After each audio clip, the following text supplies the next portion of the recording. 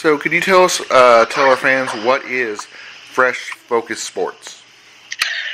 So, Fresh Focus Sports was created basically by myself and a couple of other guys I worked with. Now it's just ran by me and my partner.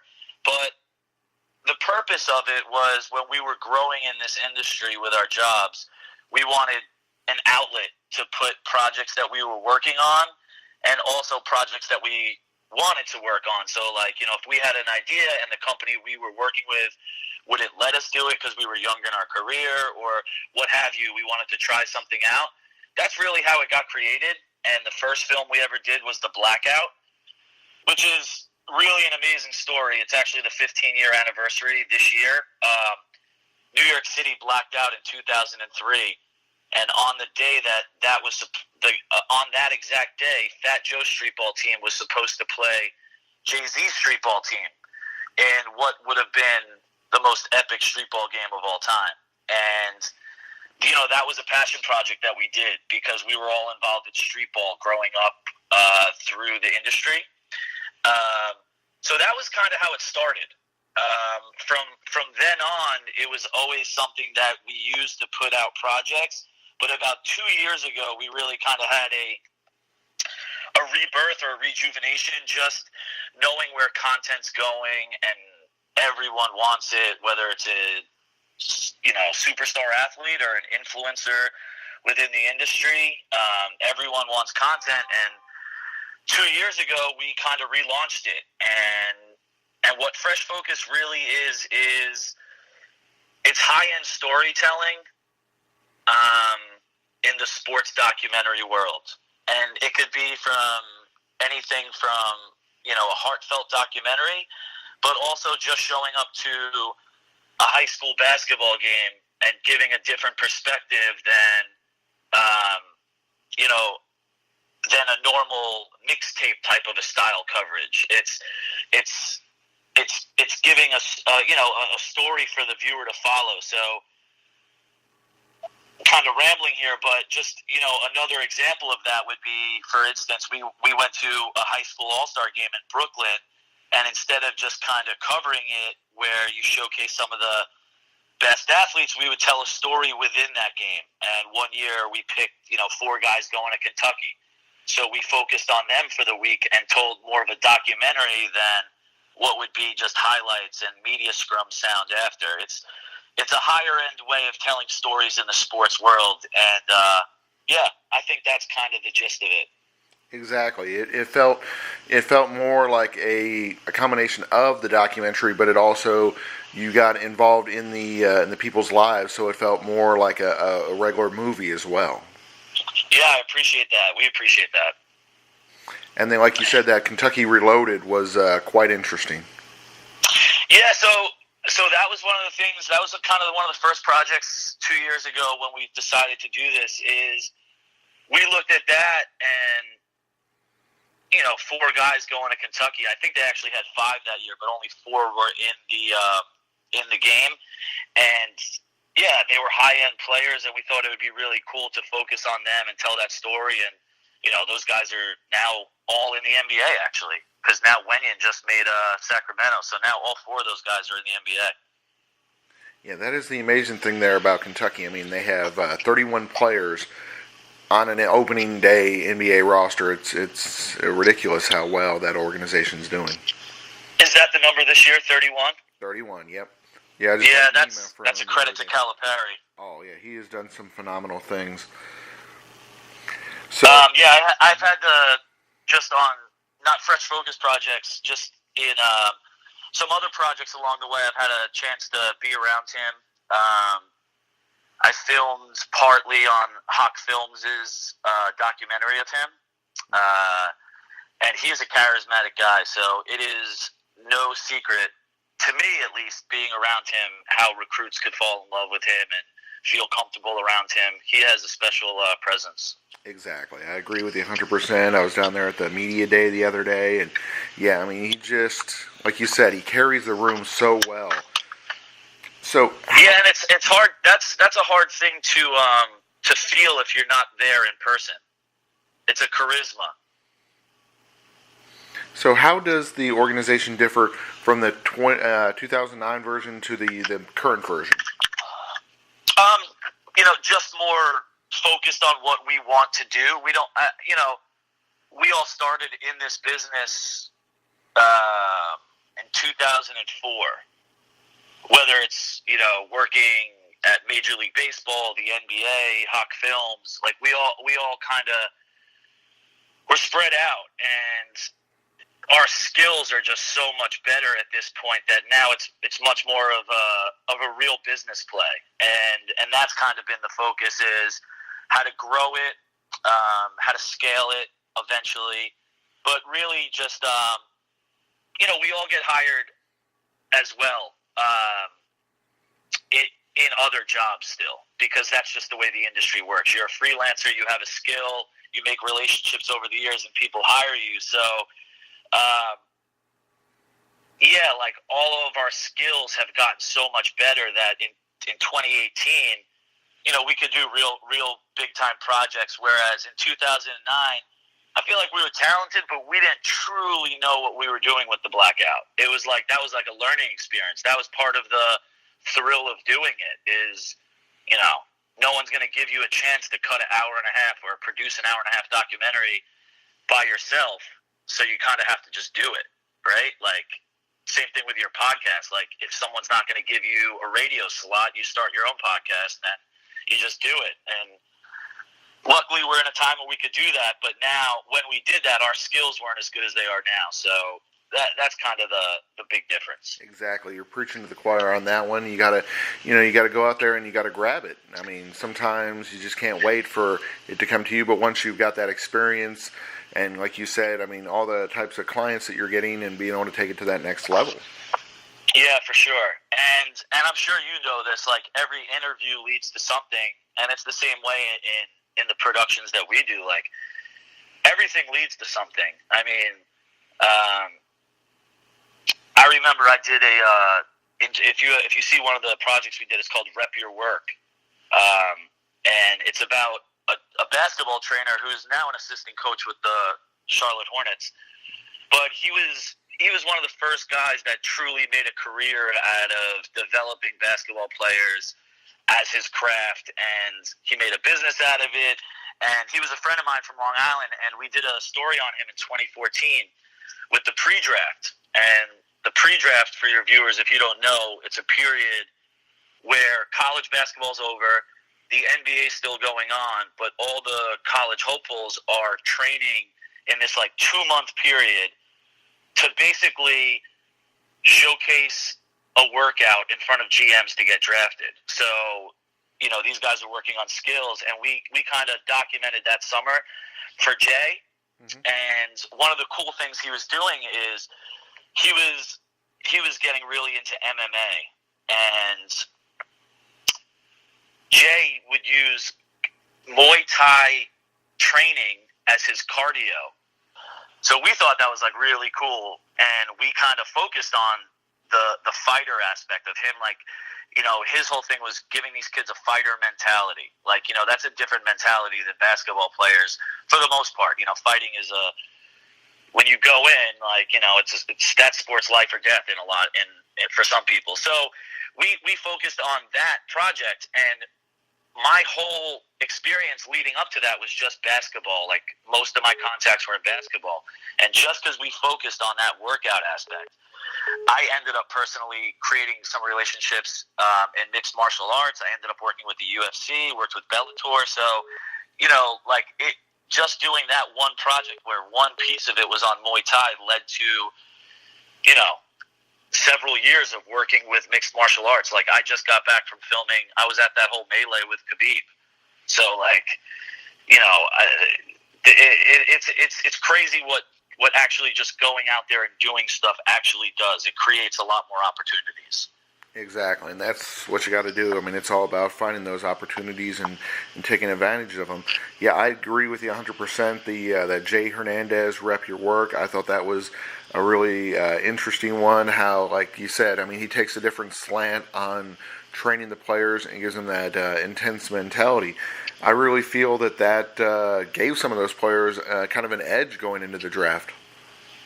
Yeah, I would think so. I mean, there's so many that, and for sure. And these guys are already coming in with great mentalities. Like if you're an NBA player on the brink of going to the NBA, you're obviously mentally sharp and focused, and you put in work. But yeah, it's just another way of looking at it. Fighting is mixed martial arts is an amazing world.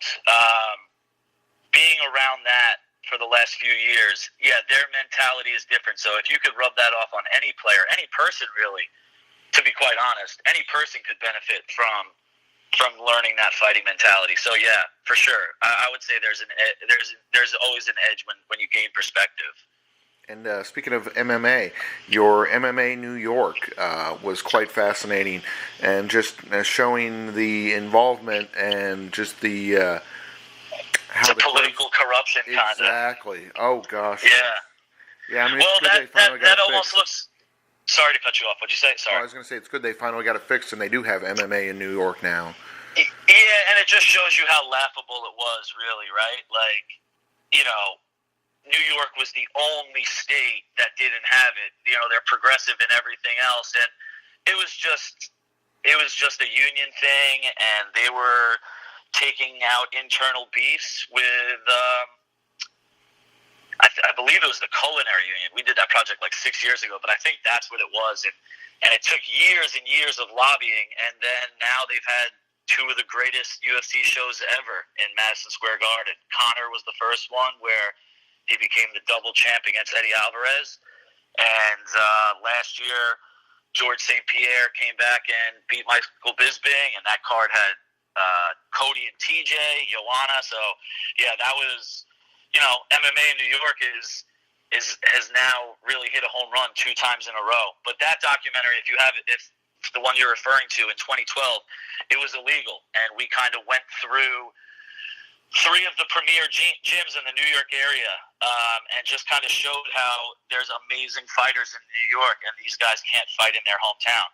And one of the fighters we profiled is going to be fighting a couple of weeks, Chris Weidman. Chris Weidman is going to be the co-main event on November 3rd at Madison Square Garden, and he's a local Long Island guy. And, yeah. Tell us a little bit about your Handle Life series. Well, Handle Life series is just following Johnny Steffine. I mentioned him earlier. Most people know him as Dribble Too Much on his Instagram following. He has a really great following on there. I think he's like 1.4 million followers, something like that. So he was just an intriguing character. If you've seen the series, or if you just know his Instagram, he has amazing drills that he does for players to work with their handle. But he's also a musician. He's also a hip-hop artist, and he raps strictly about basketball, which is really, really cool, actually, because it's always a positive message, and it's a lane that's open. Everyone's rapping about, girls, money, parties, this, whatever. It's about basketball, and hoopers kind of love the music. And he got it in 2K, the video game, the song Let It Fly, so that became like a big hit. And yeah, he's an intriguing character. Johnny's a great guy. And now that was the series. I mean, there's probably about, I'd say, 5 basketball workouts out of the 9 episodes, and then the other ones are dealing with music, coaching his AAU team. But the Handle Life brand is what Johnny's pushing, and that's encompassing everything. It's clothes, it's an AAU team, it's the Handle Life workouts with his players. But yeah, his brand was intriguing to us, and it was kind of a match made in heaven, because the summertime was perfect to do that, because those guys are working with him. So you get in Anthony Davis workout, DeMar DeRozan at his high school, those were pretty big time to get. Access-wise, as you mentioned, especially those 2 guys, they don't do much off the court, so that's really just a credit to Johnny's relationship with them, that they were willing to let cameras in. Tell us a little bit about The Risk. The Risk. That actually we're going to come back for with season 2 this year, and The Risk is really cool. I don't know where I think you're from Ohio, Kentucky area. Yes. Mm-hmm. Yeah, I'm from New York. I moved out to California 2 years ago, so it was very intriguing to me. Like, I was kind of naive to the surf life, and to be honest, I didn't even know there was like a big wave tour. So, for those that don't know, there's a World Surf League where they ride normal pipe waves and stuff like that. Like, I'm very naive when it comes to surfing still a little bit, as you can see.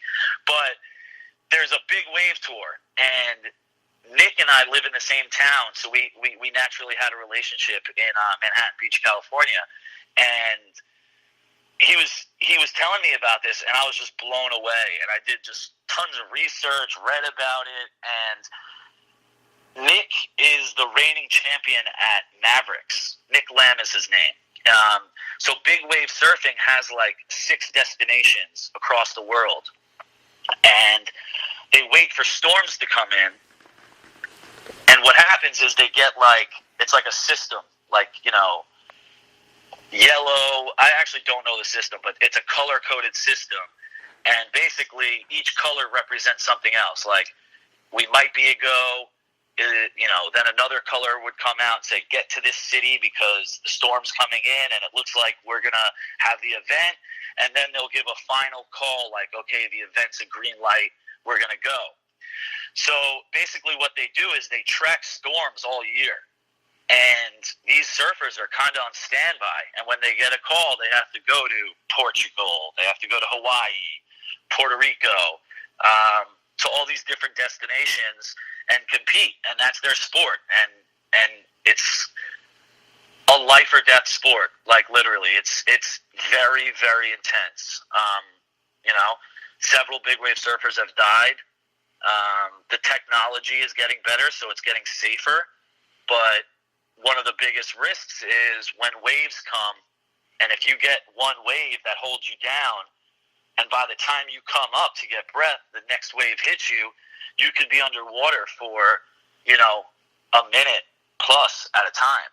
So it's very risky. If you watch this stuff, when someone crashes, they'll race out to them to try to get them. One of the things that got safer is they now have CO2 cartridges within the life vest that they could pull to rise up to the surface faster. Mm-hmm. But the story with Nick is, to go back to your original question, is Nick is the reigning champ at Mavericks, which is the biggest wave that hits the United States. So that's in San Francisco area. It's called Half Moon Bay. And when Nick was telling me about it, I did a ton of research. It's amazing. We went out there with him last year, and the unfortunate thing with the Risk, just to spoiler, is Mavericks didn't run. So that's kind of the risk you take, is with the storms. You're waiting for these storms to come in, and Mavericks was supposed to run, I believe it was around January 18th, 19th, we were up there. And at the last day, they kind of called it, or the last 2 days, they called it it's too foggy, or we think a better day is coming. And then eventually the storm season closes, and it just didn't run. So Nick is still the reigning champion. So for season 2, we're going to follow him to see if he could repeat at Mavericks. And yeah, it's pretty amazing. I mean, Nick, they wait on these 40 to 80 foot waves. I think the minimum they could run a competition is with 25-foot waves. And, I saw that firsthand last year. We went to Mavericks. The competition didn't go, but he still surfed 20, 25-foot waves. It's pretty intense, man. It is pretty intense. I can imagine. I mean, just like you said, there's so much risk involved with it, with your safety, and wow, that is quite intense. And then, speaking of inspirational stories like that, the Ray Robinson story I really enjoyed. Yeah, Ray is he's an amazing guy. That relationship just organically formed. I was working with Eddie Alvarez, actually, with the UFC on a separate project, and me and Ray hit it off. He was his boxing coach, and he was telling me his story one day, and I was just blown away. It's a boxing story, but it's really just more of a human interest type of story. If Ray never made it in boxing, where he's at today, he's a huge success because all odds were against him, and not in a cliche way.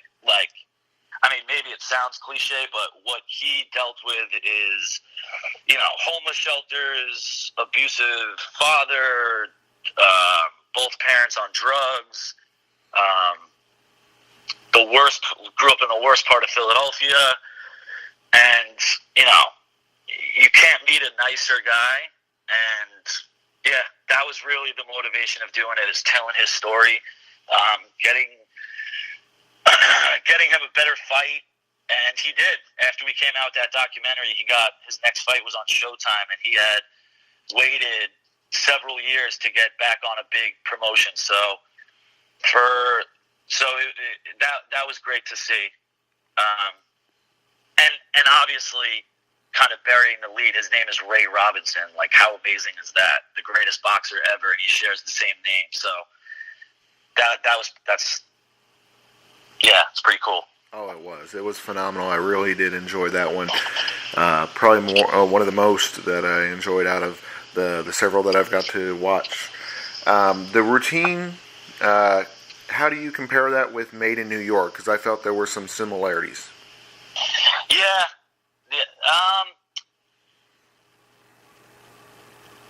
The routine was another Long Island guy that we had a relationship in, Tobias Harris, who's a phenomenal, borderline all-star type swingman in the NBA with the Clippers now.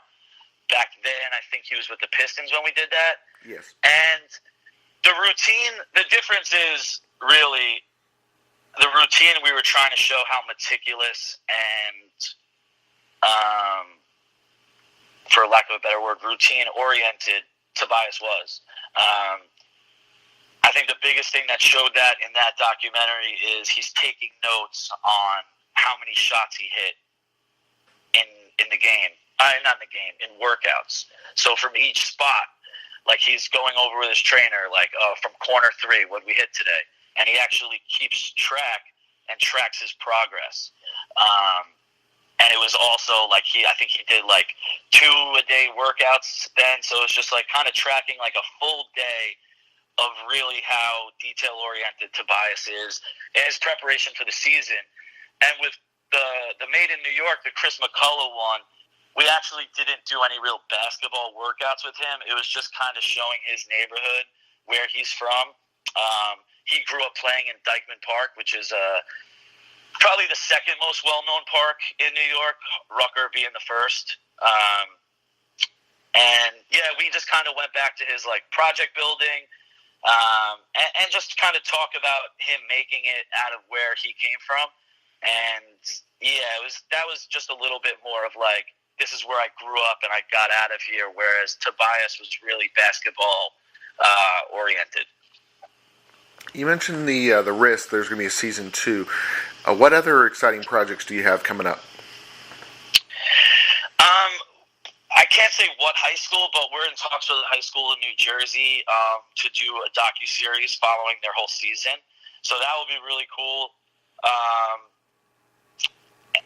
Yeah, that's probably the biggest one on the forefront for right now. We're going to make a much more concerted effort to be in the high school basketball scene, like I was saying, where we're showing up and not just getting the mixtape type coverage, more showing up to those same events, but trying to find stories within those events or games, and maybe picking one athlete and showcasing who they are before they become famous. Because the really cool thing about basketball is you could almost pinpoint who's going to be the upper echelon players from 14 on. So you can start to really introduce the audience to these guys pretty early on. I think a lot of people do that with highlights, but we kind of want to do it more story-driven on a consistent basis. Exactly. Give more depth to the characters. Right, for sure.